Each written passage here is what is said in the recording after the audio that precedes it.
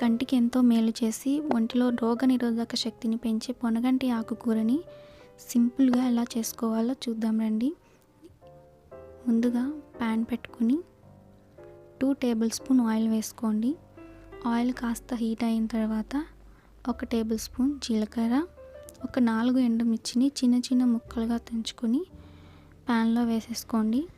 మీకు పోపు బాగా కావాలి అనుకుంటే ఇందులో ఆవాలు, పచ్చిశనగపప్పు, సాయి మినపప్పు వేసుకుని వేపుకోండి. తినేటప్పుడు క్రంచీగా తగులుతూ బాగుంటుంది. తర్వాత కొంచెం కరివేపాకు వేసుకోండి. కరివేపాకు మస్ట్. తర్వాత చిన్న ముక్కలుగా కట్ చేసుకున్న ఉల్లిపాయ, పచ్చిమిర్చి వేసుకుని కాసేపు వేపుకోండి.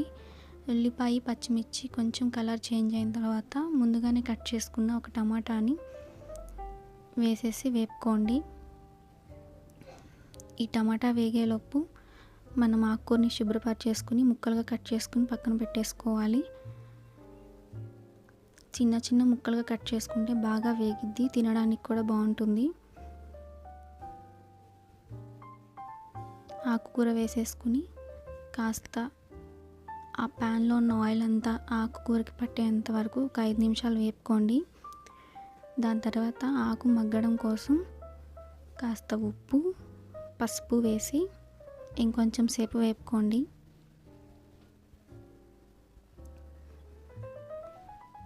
ఇది కాస్త వేగాక మూత పెట్టేసి ఒక 10 నిమిషాలు మగ్గించేసుకోండి. తర్వాత అందులో ఉన్న వాటర్ అంతా ఇంకిపోయి ఇలా కనిపిస్తుంది కదా. మరి ఇంకొంచెం సేపు వేపుకుని కాస్త అందులో కారం వేసేసుకోండి.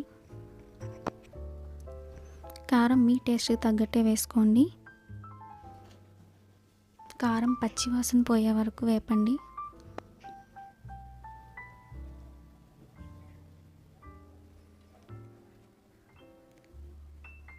కారం పచ్చివాసన పోయిన తర్వాత అందులో 1 టేబుల్ స్పూన్ నేను నువ్వుల పొడి వేసుకున్నాను. వేపుకున్న నువ్వుల పొడి, కారం కాస్త వేగిన తర్వాత 2 టేబుల్ స్పూన్ ఎండు కొబ్బరి వేసుకోండి.